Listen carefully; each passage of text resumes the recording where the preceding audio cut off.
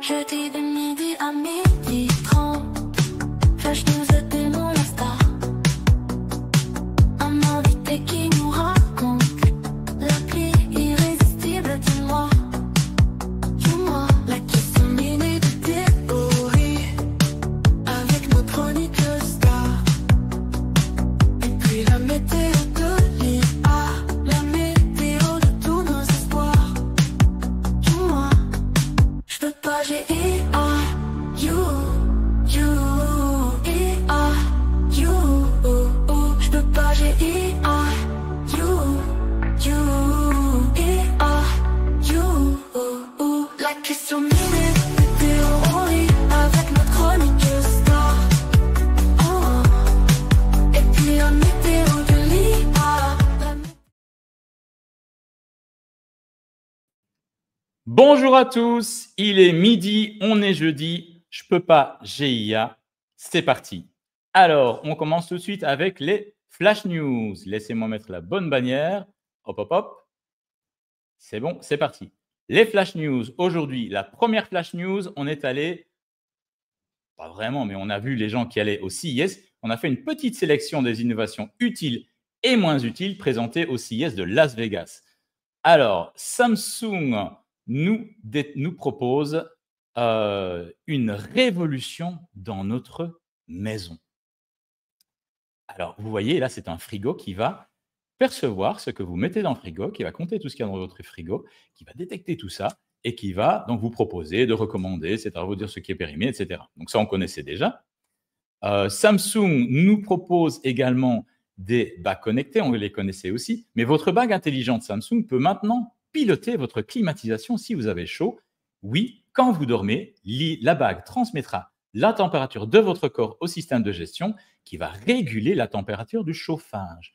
Tout va être connecté pour que vous ayez un confort maximal.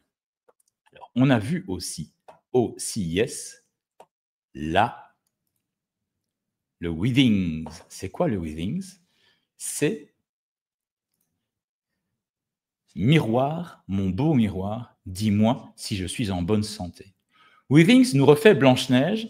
Une IA pourra vous dire combien vous pesez, si vous dormez bien, quel est votre score de santé, mais comment avons-nous pu vivre sans ça? Bon, allez, je suis un petit peu cynique, c'est vrai. C'est vrai que ces indicateurs de santé peuvent nous aider à détecter ou à prévoir des soucis que nous pourrions éviter. Deuxième flash news, VLC que vous connaissez peut-être, qui est Cocorico, une application française de lecture vidéo qui vous permet de lire les formats, à peu près tous les formats de vidéo. Alors là, rien de nouveau. Mais ce qui est nouveau, c'est que VLC propose maintenant un sous-titrage en direct et dans 100 langues. Vous allez me dire, ouais, mais YouTube peut le faire aussi, c'est facile. Sauf que la distinction, c'est que VLC a lancé et a intégré des applications d'intelligence artificielle pour le faire hors ligne. Donc, tout ça pourra se faire à partir du device, à partir de votre ordinateur. Donc, un beau cocorico, parce que là, c'est une belle prouesse technique qui utilise des modèles open source d'ailleurs, et donc qui ne nécessitera pas de connexion pour avoir des traductions de vos vidéos en temps réel. Troisième flash news. Et là, je vous montre aussi Omi. Omi, c'est qui? C'est quoi? Omi, c'est un petit appareil que vous voyez qui se colle sur votre temple. Et que fait-il, Omi? Eh bien, il comprend à qui vous parlez ou qui vous écoutez et vous contextualise ou vous transcrit les échanges. Pour le moment, Nick Shevchenko, son inventeur, nous avoue qu'il n'y a qu'un seul canal actif, mais l'objectif de cette technologie est de lire nos pensées. À 89 $, ce petit appareil wearable est-il un gadget ou une avancée vers un futur à la Black Mirror? Alors, on va suivre ça de près chez le boss de l'IA et on préviendra si vous êtes bientôt le héros d'un nouvel épisode de Black Mirror. On passe tout de suite à la question du jour. Et la question du jour, c'était « L'IA remplace la créativité ». C'était mon post de... Donc là, il est où? Je ne sais pas où il est. N'importe. Donc, c'était la question que j'ai posée à Claude et qui nous répond que l'IA ne remplace pas la créativité. que c'est un outil, pas un créateur. Je vous renvoie vers mon post de ce matin pour lire exactement ce que notre ami Claude nous répondait. Et moi, je vais renchérir en disant, mais effectivement, une IA, on sait ce que c'est. Des outils d'IA, on sait ce que c'est. Ce sont des modèles de probabilité qui vont, je vous l'ai déjà expliqué, qui vont, d'après votre prompt, après le nuage de points traduit dans un espace multidimensionnel de votre prompt, qui va traduire votre prompt en token, ces tokens en points dans cet espace multidimensionnel, et par rapport à ce nuage de points, va vous proposer ce qui suit ce nuage de points. Ce qui suit ce nuage de points, ça va être retranscrit en token et donc en phrase. Il n'y a aucune réflexion, aucune création. Ces nuages de points vont être décidés par rapport à des données avec lesquelles les modèles ont été alimentés. Et donc, il n'y a pas de création, il y a juste un calcul qui est extrêmement performant, pertinent, de la probabilité d'avoir une réponse plutôt qu'une autre à votre question. Et donc, c'est ça la génération. Donc, comment est-ce que vous pouvez créer quelque chose de nouveau? Est-ce que l'IA va prendre la création? Non, certainement pas. Et vous avez des créateurs qui aujourd'hui se servent de l'IA. Je vais citer Nathalie Dupuis, la Lyonnaise. Je vais citer Nathalie De Groot qui fait des images fantastiques au niveau de la mode, qui est à Los Angeles. Je vais citer Stéphane Gagnelli. Je vais citer également Laurie Zingaretti, qui, elle, est lilloise et elle génère des séries avec de l'IA. Et vous allez voir qu'elle a, je pense que c'est une série qui s'appelait Le Colis. Elle a commencé sa série il y a déjà un petit moment. Les technologies évoluent et elle suit la technologie, mais toute la création qui est derrière est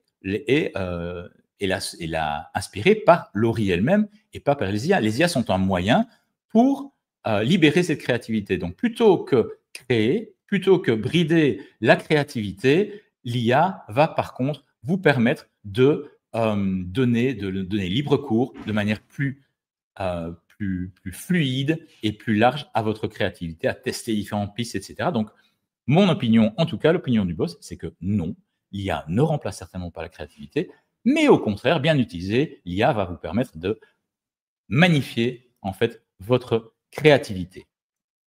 On va passer maintenant à la démo du jour. Et la démo, alors je vous dis, parce que vous voyez derrière moi, que non, de ce côté-là, que je suis à la CPME du Rhône. Donc je donnais un atelier ce matin sur la manière dont les IA pouvaient impacter la stratégie d'une entreprise.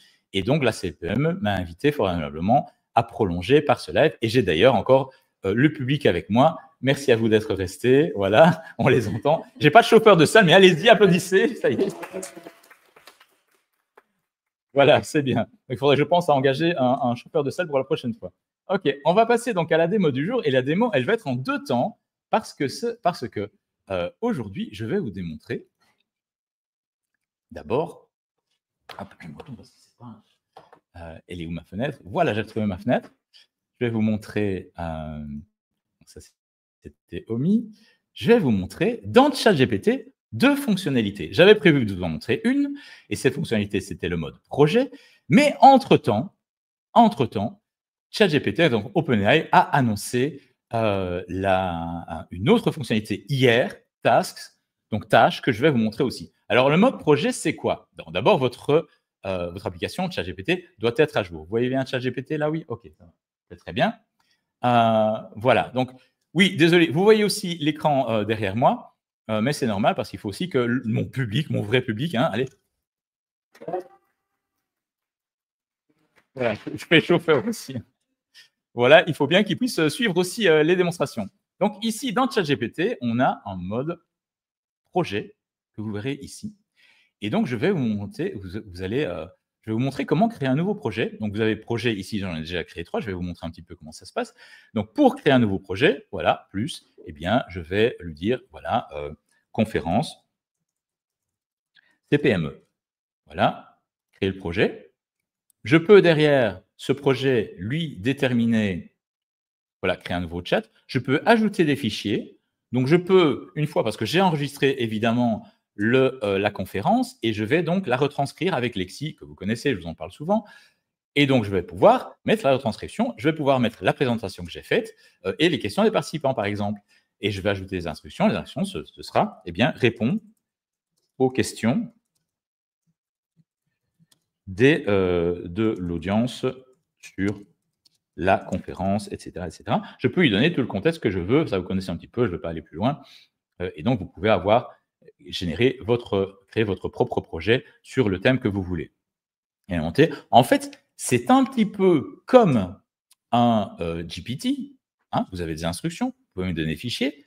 La différence, c'est que vous allez grouper les chats et les interactions avec ChatGPT dans ce projet, et ce projet va se nourrir justement de vos interactions. Donc, si je prends le projet Je peux pas GIA, vous connaissez, c'est une émission le jeudi à midi, hein, vous devez connaître, je pense. Les fichiers du projet, donc il y a une vingtaine de fichiers. Qu'est-ce que j'ai fait? J'ai pris la retranscription des 20 émissions, puisqu'on est à la 21, des 20 émissions qui ont déjà été diffusées. J'ai donné des instructions. Les instructions, c'est répondre en français, soit factuel direct, etc. On peut ajouter tout ce qu'on veut comme instruction. Et derrière, je peux avoir des chats. Donc, les questions, je peux pas GIA, par exemple. Voilà, hop. Je lui ai demandé, peux-tu me donner une liste des questions du jour abordées dans tous les épisodes de Je peux pas GIA? Il y en avait 11, donc il s'est planté. Je dis, il y a 20 épisodes, donc il est revenu avec les 20. Elles ne sont pas toutes parfaites, mais vous voyez, et derrière, il y a la référence chaque fois du fichier dans lequel il a pu trouver la question en fait référence. Je reviens au projet et je peux avoir aussi, j'ai aussi mis dedans les illustrations. Donc les illustrations, vous voyez donc l'image qui est derrière moi, elle était générée. Oula, je vous dévoile déjà les images la prochaine fois. Voilà, elles ont été générées avec DALL-E ici. Donc vous voyez les images. J'ai mis ça dans le même projet. Comme ça, je peux d'une manière à la fois me concentrer et avoir tout ce qui concerne le sujet Je peux pas GIA qui est concentré dans un projet qui va se nourrir du contexte du projet. Donc, j'enrichis avec chacun des chats le contexte du projet. Et donc, on avance de plus en plus vers des agents, en fait, puisque les agents vont être personnalisés. On vous a dit que les IA allaient être agentiques. On vous l'a dit avec Elodie l'autre jour. Je continue à vous le dire. Donc, les agents, ça va être, et j'en parlais encore ce matin, n'est-ce pas? Ouais. Mais quel public fantastique, je les adore. Vous revenez quand vous voulez. Hein. Voilà, donc, qu'est-ce que je voulais encore vous montrer sur les projets avant de passer à la suite? Voilà, montrer projet, OK. Alors, oui, vous dire aussi que c'est disponible, la fonction projet est disponible pour les plans Plus, Teams et Pro, pas encore pour les entreprises ni pour la version gratuite, mais vous voyez déjà un petit peu l'impact qu'on peut avoir et la praticité. Alors, certains vont dire que c'est une révolution. Non, c'est une évolution, c'est juste un côté plus pratique, mais qui donne beaucoup plus de sens à ce qu'on peut faire et au contexte qu'on peut donner à des interactions avec des intelligences artificielles. Donc, je dirais, oui, ce n'est pas une révolution en termes technologiques, mais par contre, ça peut complètement changer le game, changer la donne dans l'application qu'on va avoir avec les IA. Je voudrais quand même juste vous montrer quelque chose. Dans Perplexity, il y a un mode espace. Et qu'est-ce qu'on voit dans le mode espace? On voit conférencier par le boss, des instructions, des fichiers, des fils de discussion, des nouveaux chats. Ça ressemble quand même, non? Donc, c'est vrai qu'ici, ça fait beaucoup de bruit parce que c'est ChatGPT, mais c'est vrai qu'il y a des applications et des fonctionnalités similaires déjà dans Perplexity qui m'avaient déjà pas mal parlé et pas mal inspiré. Voilà. Alors, maintenant, je vais vous montrer la toute nouvelle fonctionnalité. Donc, ce n'était pas prévu, mais comme on est sur la balle chez le boss de l'IA, donc, je vais vous montrer cette toute nouvelle fonctionnalité qui a été annoncée, comme je vous disais hier. ChatGPT devient un gestionnaire de tâches.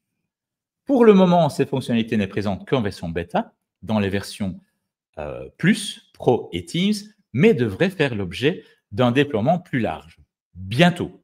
Alors, on adore la précision d'OpenAI, hein, bientôt. Il devrait demander en fait à ChatGPT peut-être une date plus précise. Bon, je dis ça, moi, Sam, hein, si tu m'entends. Si vous utilisez la version iOS ou macOS comme moi, il faudra faire la mise à jour, mais ça prend 30 secondes. Ensuite, vous sélectionnez ChatGPT 4o avec les tâches planifiées. Ah oui, il n'est pas dans le projet, donc je dois revenir à ChatGPT. Je vais d'ailleurs revenir dans mes tests de task. Voilà.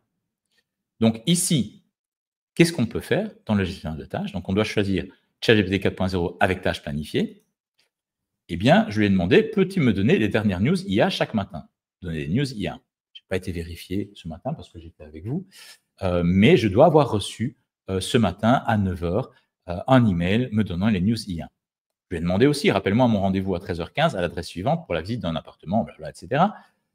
Il me dit, d'accord, je te rappellerai ton rendez-vous à 13h15. Premier voit quand je dois quitter l'endroit où je suis, donc je lui dis où c'est, je lui dis que je suis en scooter, et donc il est censé aller chercher l'information sur le net. Donc il va calculer, il va dire, tiens, dans Maps, ça prend autant de temps d'aller de l'anticafé à l'appartement, et donc je veux prévenir, j'ai dit, je veux être 5 minutes à l'avance, et donc il doit, honnêtement, il m'a prévenu à 13h11 que je devais quitter pour être là à 13h15, 5 minutes avant 13h15.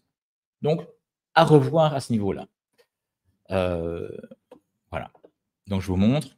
Ah, mais attendez. Je vois que mon téléphone sonne. Je dois vraiment prendre, hein, je suis désolé, mais je dois prendre cette appel. Mais Élodie, mais non, mais je suis en plein live, là. Mais non. Non, je ne peux pas te prendre là maintenant, c'est pas possible. Quoi? T'es sûr? Ouais, attends, écoute, tu es en ligne là? Ok.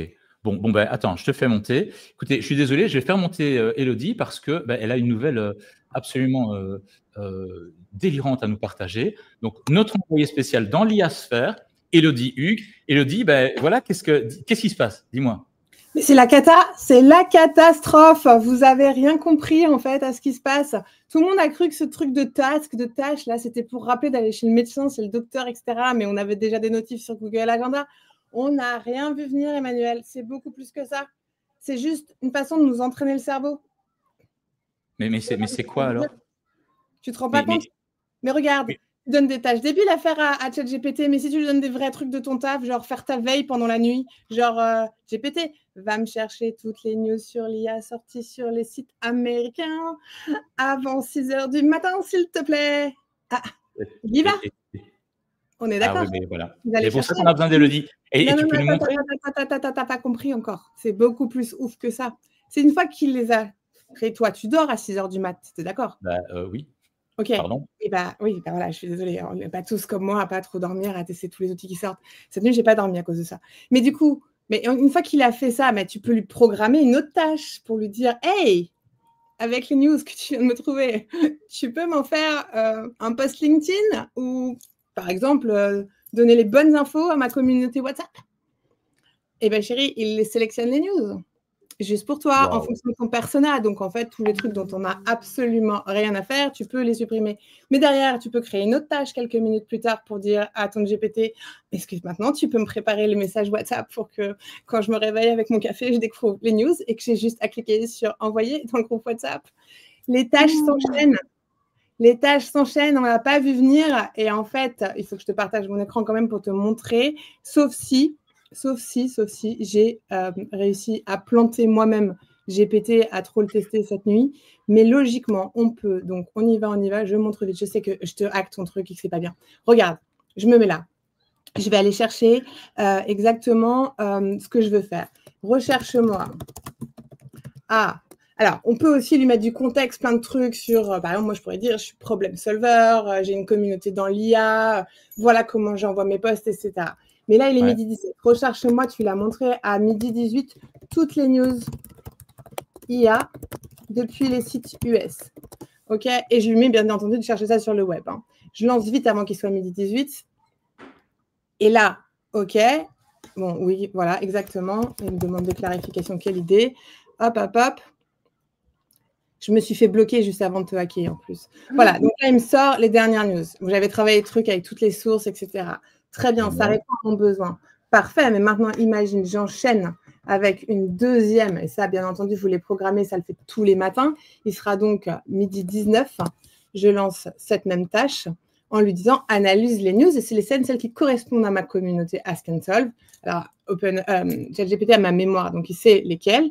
Ok, super, il les a sélectionnés. Et maintenant, je vais lui dire, tu as vu, j'ai fait mes devoirs un peu avant, de tout simplement enchaîner à midi 19 avec un contenu rédigé, les emojis, etc. Et tu vas voir qu'il va lancer ça. Là, je vous les ai fait les unes après les autres, mais imaginez le pouvoir si vous faites ça pendant la nuit. Il y a plein de use cases possibles qui peuvent être complètement dingues. C'est, je ne sais pas, pour ceux qui jouent un peu avec les cryptos, la bourse, etc., se réveiller le matin avec son café et avoir toutes les news de la nuit et les conseils d'investissement de ChatGPT, c'est maintenant possible. Et qu'est-ce qui se passe derrière ce petit jeu rigolo, en fait, Emmanuel? Mais c'est tout simplement qu'on est en train de voir débarquer Operator. On est en train nous-mêmes d'entraîner la plateforme d'agents que Sam Altman a annoncé entre les lignes dans son blog la semaine dernière, et j'en parlais, on m'a dit mais non, tu te trompes, etc. Nous sommes dans l'ère de l'agentique. Cette fonctionnalité task, c'est juste ça. On nous apprend à utiliser des agents. Chaque agent, c'est un prompt, c'est une action et qui va enrichir un autre agent pour faire autre chose. Et chaque tâche s'enrichit de la précédente. Et donc, j'ai créé 3 petits agents aujourd'hui avec vous qui vont tous les matins se mettre en branle pour travailler à ma place. Et c'est ce qu'a annoncé aussi Copilot un peu plus discrètement et on ne sait pas encore quelle est la façon dont on va pouvoir l'utiliser. Mais ce qu'a réussi et le coup de génie de OpenAI, c'est que c'est extrêmement simple et on a tous cru que c'était un petit jeu rigolo, une petite fonctionnalité pour se marrer. Et en fait, on est en train d'entraîner, de permettre de tester en live Operator cette fameuse plateforme IA que nous promet OpenAI. Voilà, je suis désolée, il fallait que je te le rappelle. Tu pouvais pas rester. Génial. Mais qu'est-ce que je vous disais ce matin? Est-ce que je vous ai pas dit que l'IA serait agentique en 2025? Si, ouais. Ah bah, elle est depuis cette nuit. Voilà, Emmanuel, c'est ça. Ça y est, on est dans le monde de l'agentique. Voilà. C'est exactement on y est. Cool. Fini l'ère de 360. Merci. Quoi? Pardon. Non, j'ai dit c'est fini les coms à 180, les airs du 360, tu vois. On est dans l'agentique. Voilà. Et pas l'argentique, s'il vous plaît. Il y a trop de gens. Oui. Attention, parce que là, c'est Kodak. Le retour, The Comeback of the Retour of Kodak. Why not? Mais c'est pas le même sujet. Écoute, Élodie, puisque tu es là, est-ce que tu as encore un instant? Parce que je pense que le sujet suivant va t'intéresser et on est en fait complètement dedans. Je ne sais pas comment ça se fait, mais on est complètement dedans. L'Appstar aujourd'hui, c'est quoi? C'est des agents. Alors, c'est des agents. Pourquoi? Alors, je vais chercher ma fenêtre. Hop là. Je voulais vous parler de… c'est que moi, je les développe maintenant, les agents. Attention, si tu me présentes une app d'agent, je vais avoir un regard. Non, mais regarde, mais ça, c'est la patte patrouille. Ça, c'est la patte patrouille. Regarde, c'est Sintra.x. Ils sont super mignons. C'est des… Alors, Sintra le présente comme des employés IA. Et moi, ce que j'aime bien dire en 2025, c'est que en fait, on va engager des IA. Et on va engager des IA… donc, oui, salut. Salut. Je ne sais plus quel est le nom de celui-là, mais on va voir. On va engager des IA au sein de nos équipes pour les rendre plus performantes. On ne va pas remplacer des gens par les IA, mais on va engager des agents IA au sein de nos équipes et engager nos équipes dans la transformation IA pour les rendre plus performantes, plus humaines, plus d'interactions. Et je pense qu'avec l'intelligence collective dont tu es coutumière, supportée par l'intelligence artificielle, on va avoir des résultats vraiment hyper intéressants. Alors, ça va être Sintra. Évidemment, je voulais parler de Sintra. On va regarder un petit peu tous les employés de Sintra. Qu'est-ce qu'on a? On en a 12. On a Buddy qui s'occupe du développement business. On a Cassie qui s'occupe des clients. On a Comet qui s'occupe du e-commerce. Dexter qui s'occupe d'analyser les données. Alors, bien entendu, ils ne vont pas tout faire. Hein. Mais par contre, si tu as quelqu'un au Customer Support, eh bien, il peut se faire seconder par Cassie, qui va être son assistant, qui va lui apporter les datas, qui va lui apporter les réactions, les questions les plus fréquemment posées, qu'elle va pouvoir configurer pour répondre en première ligne, par exemple, et après passer la main sur la deuxième ligne pour un support qui sera d'autant meilleur et avec plus de valeur pour les clients. Donc, on a encore Amy pour les emails, on a le Sales Manager Millie, on a Gigi qui est le coach personnel, on a Pen qui est le copywriter, Scooty le recruteur, spécialiste SEO, et voilà. Et c'était Vizy, l'assistant virtuel qui nous saluait tout à l'heure. Un autre, alors un petit peu plus sérieux dans la présentation, on a 11X qui nous propose 2 IA. Alice, donc qui vont être des SDR. Des SDR, c'est quoi? C'est des Sales Development Representative. Ou moi, j'aime bien dire dans ce cas-ci, Sales Digital Representative. Et donc, on a ici Alice, qui est très sympa et avec laquelle on ne peut pas encore parler malheureusement, mais moi, j'ai parlé à Mike. Donc, on peut demander, vous voyez, call me, on peut demander à Mike de nous appeler et Mike m'a appelé et j'ai eu une conversation avec Mike pour fixer en fait un rendez-vous de démonstration la semaine prochaine. Et je l'ai fixé avec un avatar IA au téléphone. Alors honnêtement, on ne sait pas hyper, quand on le coupe, il perd un petit peu ses moyens, mais il retombe sur ses pattes. Donc au final, je pense qu'avec les technologies qui évoluent, on va aller vers vraiment quelque chose de très chouette à ce niveau-là. Bon, Élodie, merci. Je pense que tu dois y retourner, de retourner sur le terrain. Je te remercie de ton intervention. Voilà. Et puis, tu sais, tu nous reviens quand tu veux. Tu es toujours la bienvenue. Hein. J'aime bien arriver comme ça sans prévenir quand même. Ça m'amuse. Oui. Mais tu m'as fait peur quand même. À la semaine prochaine. Salut Élodie, à la semaine prochaine peut-être. On ne sait jamais. Voilà. Super. Une belle. Voilà. On va plonger directement. On va accueillir notre chroniqueuse star. Anneline, est-ce que tu es prête? Je te vois là. Bonjour Anneline, comment vas-tu? Bonjour Emmanuel, ça va bien et toi? Ça va super bien. Bonjour à tout le monde, en présentiel et à ceux qui sont en ligne. Sacré public. On applaudit la chroniqueuse star quand même. Hein. Oh, tu fais bien d'avoir un public. Effectivement, chaque semaine, ce serait super. Voilà, oui. Je crois que je vais contacter Réservoir Prod pour me faire produire. Parfait.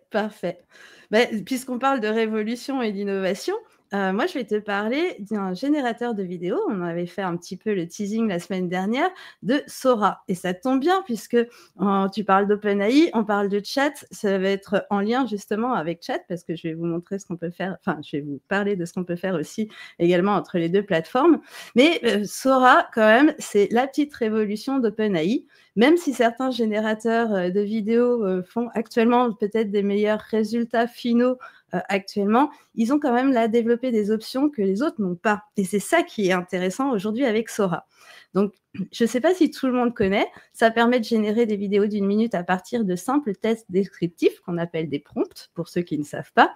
Et c'est un événement parce qu'aujourd'hui, la vidéo est un levier incontournable de communication digitale. Hein, on le sait bien, on voit la présence des reels, des shorts et des vidéos qui apparaissent maintenant sur toutes les plateformes. Et Sora promet de transformer ce domaine. Alors, pour quand même mettre un petit peu de contexte, je vais vous donner quelques chiffres, notamment les chiffres de YouTube, pour vous donner vraiment une idée de l'importance de la vidéo actuellement sur le digital. On a par exemple 92% des internautes qui regardent du contenu vidéo au moins une fois par semaine. Moi, j'ai fait partie des 8% qui regardent beaucoup plus. On a également 2,5 milliards à peu près d'utilisateurs actifs mensuels. Donc, ça reste quand même la deuxième plateforme derrière Facebook. Facebook est toujours la meilleure plateforme, enfin, du moins la plus utilisée, malgré ce qu'on pense et malgré l'avènement de TikTok et d'Instagram qui montent en flèche. Et on peut aussi constater sur les YouTube Shorts qu'on a à peu près 50 milliards de vues par jour dans le monde. Donc, ce n'est quand même pas un chiffre négligeable. Et pour donner une idée du marché français, restons Frenchy, on a 41 millions et demi à peu près d'utilisateurs chaque mois quand même qui sont sur YouTube. Et on a un temps passé en moyenne de 37 minutes par jour, soit à peu près 11 à 12 heures par mois. Bon, moi, j'explose encore une fois largement ce chiffre, ne serait-ce que pour mes recherches. Hein, on s'en doute bien. On ne dévoile pas, on dit pas. Et pour donner une idée aussi du chiffre d'affaires estimé de YouTube, par exemple, en dollars générés en 2022, grâce aux publicités, c'est à peu près 40 milliards de dollars. Un petit chiffre sympathique qu'on aimerait tous bien avoir sur son compte en banque. Mais bon, YouTube n'est pas qui veut. Donc, ça représente quand même un marché colossal où les créateurs recherchent constamment des outils pour produire des vidéos rapidement et efficacement. Et on y arrive un peu plus avec notamment aujourd'hui le no-code et d'autres outils qui sont assez faciles d'utilisation. Mais tous n'ont pas des options qui nous permettent de faire des choses incroyables. Et c'est ce que promet Sora. Donc Sora, qui utilise des prompts textuels pour créer ses vidéos stylisées, dynamiques et adaptées à différents usages, est forcément idéal pour les créateurs de contenu, les marketeurs, les éducateurs et les entreprises. Ça fonctionne comme, là, vous voyez la vidéo, hein, voilà, c'est le résultat actuel de Sora. On a encore des petits bugs, il y a encore des petites choses qui ne vont pas quand on regarde dans les détails, mais on a quand même une fluidité dans le mouvement, dans le plissé. Ça, c'était peut-être pas la meilleure vidéo, mais c'était celle que j'ai prise. On en a qui sont très, très bien réalisées. Mais ça donne quand même une idée quand même de la qualité de ce qu'on peut faire maintenant avec un simple prompt. Je rappelle, un prompt, c'est quelques lignes, parfois, c'est pas forcément un texte complet de 3 ou 4 pages.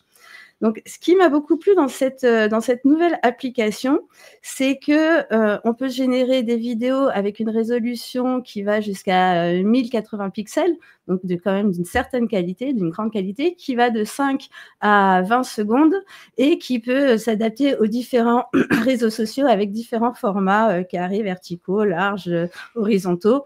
Et en plus, surtout, on peut les étendre, les remixer, les mélanger, les générer dans un contenu entièrement nouveau à partir de ce texte. Le point fort que l'on n'avait pas avant et que l'on a maintenant, peut-être que tu peux passer sur la slide suivante, ou alors je le montrerai, je le réexpliquerai. Mais voilà, vous avez du coup sur votre gauche, vous avez toutes les récentes vidéos qui sont mises en ligne. On a ensuite les plus performantes, les meilleures réalisées dans le feature juste en dessous. On a bien sûr la partie saved où vous pouvez sauver vos vidéos. Vous avez aussi toute la librairie avec vos vidéos, celles que vous avez enregistrées, vos favoris que vous avez générés. Et sa nouveauté, vous pouvez créer maintenant des dossiers pour ranger vos vidéos, ce qui n'existe pas sur d'autres plateformes. Donc, ça peut être très utile quand vous générez beaucoup de choses. Après vos vidéos, vous pouvez aussi les remixer, vous pouvez les couper, vous pouvez en croiser certaines. Et puis surtout, une nouveauté aussi, vous pouvez récupérer les prompts des vidéos qui sont mises en ligne, même si ce n'est pas la vôtre. Et ça ne se fait pas partout. Donc ça, c'est quand même un point que j'apprécie particulièrement aussi. Et puis, en plus du remix vidéo qui permet de faire des petits ajustements, soit légers à plus intenses, c'est-à-dire que si vous avez, je prends un exemple, la planète Terre en fond d'espace, vous allez faire un remix léger et du coup, vous allez avoir une lumière légère qui va, enfin, un halo de la Terre qui va changer légèrement, mais vous pouvez aussi avoir des éléments plus importants qui changent complètement. Donc ça, c'est aussi quelque chose qui nous plaît beaucoup. La qualité des vidéos aussi, qui est plus fluide, avec des personnages plus expressifs, une intégration de musique et de visuel plus adaptée, et cette fameuse optimisation pour les réseaux sociaux avec les différents formats, comme je vous disais, qui peut aller jusqu'à une résolution de 1080 pixels jusqu'à 20 secondes, avec différents formats. Mais surtout, moi, ce qui me plaît le plus, c'est le storyboard automatique. C'est-à-dire que quand vous mettez votre vidéo, vous avez le storyboard qui se met sous vous avec la timeline qui s'affiche. Ceux qui ont l'habitude de créer des vidéos connaissent, ceux qui ne le font pas vont le découvrir. Et puis surtout, vous pouvez créer un storyboard complet avec différents prompts que vous pouvez mettre à différents moments jusqu'à 20 secondes. Donc, vous pouvez modifier votre timeline autant de fois que vous voulez. Vous pouvez rajouter des éléments pour créer votre petite vidéo, autant de prompts que vous voulez du moment que ça tient dans 20 secondes. Donc ça, c'est hyper intéressant. C'est les seuls qui le font et c'est justement ce qui m'a plu. Donc, ça promet quand même des choses sympas pour l'avenir pour ceux qui sont assez créatifs. Et puis également, vous pouvez demander, comme ils sont intégrés avec ChatGPT, vous pouvez générer des scripts automatisés pour simplifier encore davantage le processus. Et d'ailleurs, si vous avez un ChatGPT à 20 $ par mois ou un ChatGPT Pro, vous aurez quelques fonctionnalités différentes.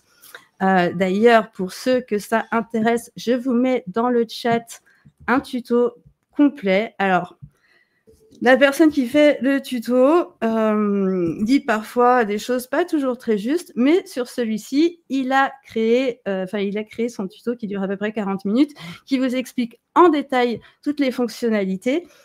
Et du coup, c'est assez intéressant parce que vous avez vraiment une vision complète de la plateforme. Surtout que ce qui est à prendre en compte sont les limites. C'est-à-dire que même si on a parfois des petites cohérences perfectibles avec des scènes complexes ou plusieurs personnages, il y a encore des améliorations à faire au niveau de la qualité du rendu. On peut le voir dans la vidéo qu'on a passée là au début, où parfois on a une épaule un peu de travers, un doigt qui fait des choses bizarres, ou un piano sans corde quand on joue du piano. Bon, ça, après, tout est possible dans l'avenir, on ne le sait jamais. Mais voilà, il y a des petites choses un peu invraisemblables qui sont encore à perfectionner. Et puis également, il a du mal à rendre certains objets rigides. Il n'est pas non plus en mesure de répondre à des requêtes à caractère violent, sexuel, haineux ou évoquant toute ressemblance avec une célébrité ou personnalité connue. Et enfin, la limite là qui est importante, c'est qu'il est présent actuellement dans 150 pays, mais pas en Europe. Alors, vous allez me demander pourquoi. Certainement pour des raisons de RGPD et aussi de IA Act, parce qu'on est dans des périodes d'élections. Donc, les élections, c'est quand même important. Et on sait que la désinformation peut prendre beaucoup de place, notamment avec l'IA. Et puis, on veut éviter aussi tout ce qui est deepfake et compagnie. Donc, pour l'instant, je pense que c'est pour ça qu'il n'est pas présent en Europe. Vous pouvez toujours y accéder par un VPN. Mais même avec un VPN, si vous êtes européen, vous avez le risque de vous faire suspendre ou carrément désintégrer votre compte ChatGPT. Donc, voilà. Vous prenez le risque ou pas, chacun fait ce qu'il veut. Moi, du coup, j'ai préféré aller voir le tuto. J'ai préféré protéger mes actifs. Alors, comme oui, dis-moi. On a une petite question, justement, qui est peut-être en lien avec ce que tu disais, de Flore Lalose, qui demande si cette appli est gratuite. Alors, pour l'instant, elle est gratuite. Vous avez quelques essais qui sont gratuits. Après, effectivement, si vous voulez avoir une utilisation plus régulière, il faudra prendre un abonnement. Vous avez un abonnement à 20$ et puis un abonnement à 200. C'est également en lien avec ChatGPT, comme je le disais. Donc, vous pouvez toujours faire quelques essais si vous n'êtes pas en Europe ou si vous n'avez pas peur de faire sauter votre compte. Donc, sinon, je vous conseille vraiment de regarder le tuto qui est vraiment complet et qui vous parlera plus en détail aussi de toutes les options. Alors, comme on en parlait d'ailleurs justement hier, il y a effectivement en termes de rendu des concurrents qui sont meilleurs pour le moment, comme Synthesia qui a l'avantage d'avoir des vidéos avec des avatars assez réalistes et multilinguistes. Par contre, il manque quand même de flexibilité créative. On a également Runway qui est un outil avancé pour les créateurs professionnels, mais qui est peut-être un petit peu complexe pour les débutants, alors que Sora est très très simple. N'importe qui n'a jamais fait de vidéo peut utiliser Sora. On a Pictory ou Lumen 5, je ne sais pas comment. Pardon, moi je suis néophyte là-dedans, donc je découvre encore parfois la prononciation des mots. Alors, ces deux-là ont la facilité de générer des vidéos courtes et adaptées pour les réseaux sociaux, mais par contre, il y a une personnalisation assez limitée. Et puis, on a Flux One, dont tu as déjà parlé plusieurs fois, et Kling, qui est le grand concurrent chinois de Sora, qui ont une vitesse de création et un contenu marketing percutant, mais par contre, ils sont moins adaptés à des projets longs ou complexes. Donc, malgré la concurrence et malgré tout ce qu'on peut observer actuellement qui sort sur le web, on peut quand même admirer l'équilibre de Sora entre simplicité et profondeur fonctionnelle. Et son absence en Europe ouvre quand même la voie aux concurrents. Alors, moi, la question que je me pose, c'est pourquoi Sora pourrait transformer la création vidéo ? Parce que Sora incarne une avancée majeure dans la production vidéo.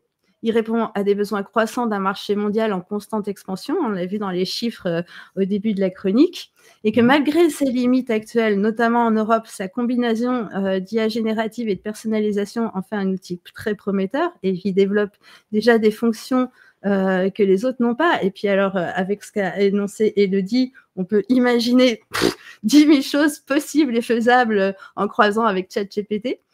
Et la dernière question que je me pose, et d'ailleurs, vous pourrez me partager votre avis en commentaire parce que ça m'intéresse.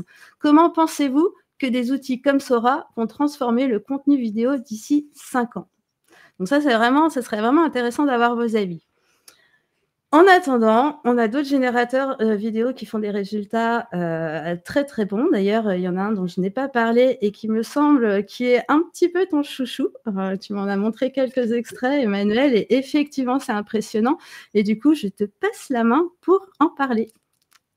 Écoute, merci Anne-Lyne. Donc, on a un petit peu dépassé, mais ça, c'est la faute d'Elodie. Voilà, c'est que de sa faute qui est intervenue, là, qui nous a piqué, qui nous a hacké le live. Et donc, merci, c'était super intéressant. Comme d'habitude, oserais-je dire. D'ailleurs, la salle. Bravo et merci Anne-Lyne. Alors oui, effectivement, mais je vous ai passé, pour accélérer un petit peu, je vous ai passé déjà les images de VO2, qui est le nouveau générateur de vidéos de Google et qui, c'est vrai, donne des performances. Alors, au niveau des fonctionnalités, c'est encore, c'est pas encore disponible, etc. Donc, on n'a pas encore vraiment une visibilité sur les fonctionnalités. Donc, par rapport à OpenAI et Sora, je ne sais pas. Mais en tout cas, au niveau du rendu de qualitatif, c'est vrai que VO2 met un peu la patate, la pâtée à Sora. dans les termes de performance vraiment de d'image pure. Mais encore une fois, on n'a vu que les démos. Donc, c'est un peu comme on avait vu les démos de Sora. C'est très, très limité. C'est ce qu'eux ont estimé qui était le meilleur. Mais c'est vrai qu'au niveau dynamique, mais je vous parlerai très bientôt. Je vous parle déjà de Genesis depuis un petit moment. Je vous parlerai de Genesis parce que Genesis pourrait changer la donne encore à ce niveau-là. Donc, c'est pas fini. C'est pas fini, moi, je vous le dis. Alors, très, très, très rapidement, la saga OpenAI, parce qu'il se passe des choses évidemment chez OpenAI, et c'est en lien peut-être bien avec un événement. Sam Altman a déclaré que le focus de OpenAI avait évolué. Ben oui, maintenant qu'ils savent comment arriver à l'AGI, vous savez ce que j'en pense, ils se tournent vers l'ASI, dont là, l'intelligence artificielle, la super intelligence artificielle qui permettra d'accroître massivement l'abondance et la prospérité. SIC, je cite Sam Altman. Voilà qui devrait plaire à un certain Donald, peut-être. Ça vous dit quelque chose? Autre nouvelle qu'OpenAI aurait voulu discrète, OpenAI a retravaillé son Policy Documentation et a enlevé la référence à une IA non biaisée politiquement. Comment interpréter cela à quelques jours de l'investiture du même Donald? Je vous pose la question. Alors, on termine par la météo de l'IA. La météo des IA, aujourd'hui, c'est 800. Le chiffre du jour, c'est 850. 850 000. 850 000 quoi? On ne parle pas de milliards de dollars? Non. 850 000 dollars. Ce sont les sommes déboursées par une Française pour une opération du foie de Brad Pitt. En tout cas, d'une personne se faisant passer pour Brad Pitt, à l'aide de photos personnalisées et de messages générés à l'aide de l'intelligence artificielle. Donc, méfiez-vous. Anneline, tu n'as pas eu un message de Brad Pitt sur ton téléphone dernièrement, non? Non, malheureusement, non. Tu as économisé 850 000 dollars en même temps. Donc, c'est pas faux, je ne vais pas me plaindre. Comme quoi, un mal pour un bien. Voilà. Donc, on a débordé de quasiment 10 minutes. On est désolé. Mais bon, on espère que vous avez apprécié ce live avec quelques surprises quand même, avec plein de dynamisme. On vous retrouvera avec plaisir jeudi prochain à midi pile pour... Je peux pas, GIA. Voilà, et comme on est en public. Voilà. Bravo. Et n'oubliez pas de liker, de partager, d'en parler autour de vous. Et on vous aime fort. Voilà, exactement. Et tout ça, ça passe maintenant en défilement. Tu as vu ça? Et on vous quitte. Au revoir. Bon appétit. Bientôt. Bon appétit. Je peux pas, j'ai IA, you, IA, you, je peux pas, j'ai IA, you, IA, you, la question